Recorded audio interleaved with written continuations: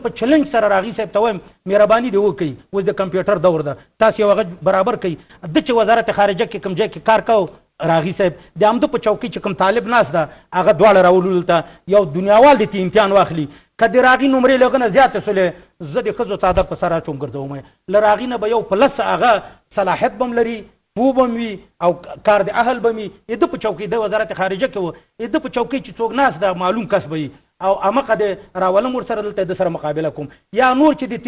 تیر نظامو سره ځان نه برابرو یو خبره بل دا کوم راغي صاحب ویلې چې راسه زه درته وایم ذاکر او شاکر ذاکر د ملي هغه د اسلام آباد پانتون فارغ د ملا نه ده ورور په وزارت خارجه کې ده و د اسلامي پانتون ماستری اخیسته زرتم وزیر د سرپرست انجینر غلام غوث ناصری ده دا انجینر ده ملا نه ده یو ورځم طالب نه وزیر د تجارت پنشيره ده غیر پښتون ده